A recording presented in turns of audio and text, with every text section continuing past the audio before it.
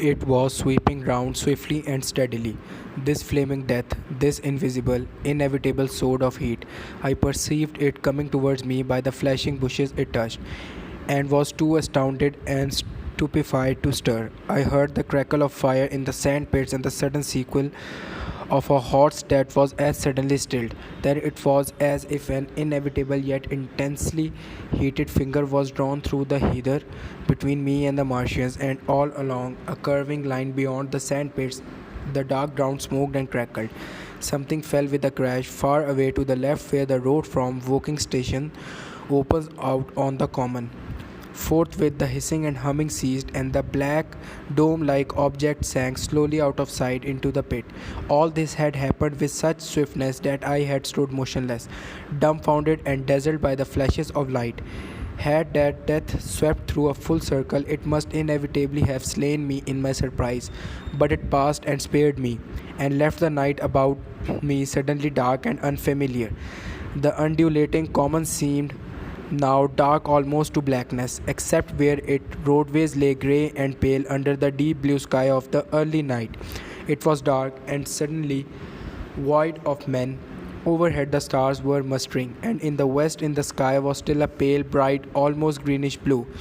The tops of the pine trees and the roofs of Horsell came out sharp and black against the western afterglow. The marshes and the appliances were altogether invisible, save for that thin mast upon which their restless mirror wobbled. Patches of bush and isolated trees are here and there smoked and glowed still, and the houses towards Woking Station was sending up spires of flame into the stillness of the evening air. Nothing was changed, save for that had a terrible astonishment. The little group of black specks with the flag of white had been swept out of existence, and the stillness of the evening, so it seemed to me, had scarcely been broken. It came to me that I was upon this dark common, helpless, unprotected, and alone. Suddenly, like a thing falling upon me from without, came fear. With an effort, I turned and began a stumbling run through the heather. The fear I felt was no rational fear, but a panic terror not only of the Martians but of the dusk and stillness all about me. Such an extraordinary effect in unmanning me it had that I ran weeping silently as a child might do. Once I had turned, I did not dare to look back. I remember I felt an extraordinary persuasion that I was being played with, that presently, when I was upon the very verge of safety, this mysterious death, as swift as the passage of light, would leap after me from the pit about the cylinder and strike me down.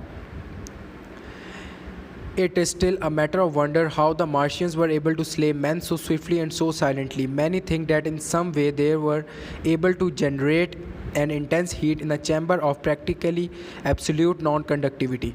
This intense heat they project in a parallel beam against any object they choose by means of a polished parabolic mirror of unknown composition, much as the parabolic mirror of a lighthouse projects a beam of light.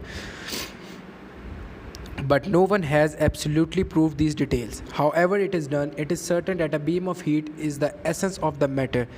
Heat and invisible instead of visible light. Whatever is combustible flashes into flame and its touch. Lead runs like water, it softens iron, cracks and melts glass, and when it falls upon water incontinently, that explodes into steam. That night, nearly 40 people lay under the starlight about the pit, charred and distorted beyond recognition, and all night long the common from Horsell to Maybury was deserted and brightly ablaze. The news of the massacre probably reached Chobham, Woking, and Ottershaw about the same time. In Woking, the shops had closed when the tragedy happened, and a number of people, shop people, and so forth, attracted by the stories they had heard, were walking over Horsell Bridge and along the road between the hedges that run out at last upon the common. You may imagine the young people brushed up after the labours of the day and making this novelty as they would make any novelty, the excuse for walking together and enjoying a trivial flirtation. You may figure to yourself the hum of voices along the road in the gloaming. As yet, of course, few people in Woking even knew that the cylinder had opened, through poor Henderson had sent a messenger on a bicycle to the post office with a special wire to an evening paper.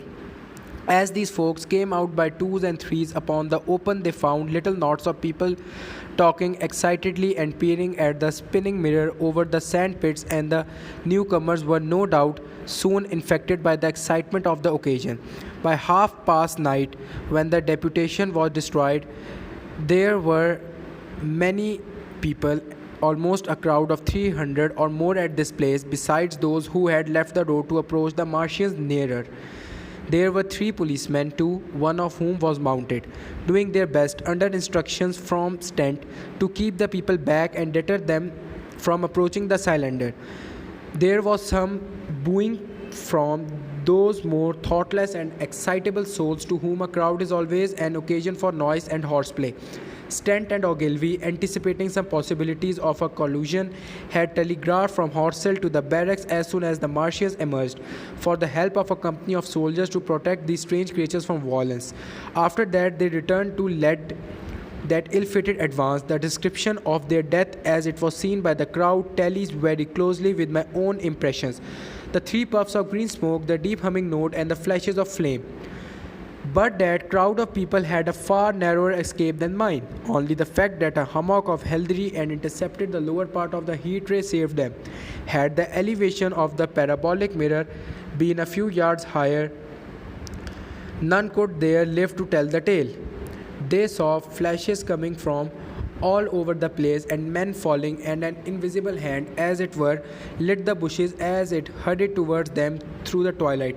Then, with a whistling note that rose above the droning of the pit, the beam swung close over their heads, lighting the top of the beech trees that linked the road, and splitting the brick, smashing the windows, firing the window frames, and bringing down in crumbling ruin a portion of the gable of the house nearest the corner. In the sudden third hiss and glare of the igniting trees, the panic-stricken crowd seems to have swayed hesitatingly for some moments. Sparks and burning twigs began to fall into the road, and single leaves like puffs of flame. Hats and dresses caught fire. Then came a crying from the common. They were shrieks and sounds, and suddenly a mounted policeman came galloping through the confusion with his hands clasped over his head, screaming, "They are coming!" A woman shrieked, and incontinently everyone was turning and pushing at those behind in order to clear the way to Woking again. They must have bolted as blindly as a flock of sheep, where the road grows narrow and black between the high banks. The crowd jammed, and a desperate struggle occurred. All the crowd did not escape. 3 persons at least, 2 women and a little boy, were crushed and trampled there and left to die amidst the terrors of the dark. For my own part, I remember nothing of my flight except the stress of blundering against trees and stumbling through the heather. All about me gathered the invisible terrors of the Martians. That pitiless sword of heat seemed whirling to and fro, flourishing overhead before it descended and smote me out of life. I came into the road between the crossroads and Horsell, and ran along this to the crossroads. At last I could go no further. It was exhausted with the violence of my emotion and of my flight, and I staggered and fell by the wayside. That was near the bridge that crosses the canal by the gasworks. I fell and lay still. I must have remained there some time. I sat up, strangely perplexed. For a moment, perhaps, I could not clearly understand how I came there.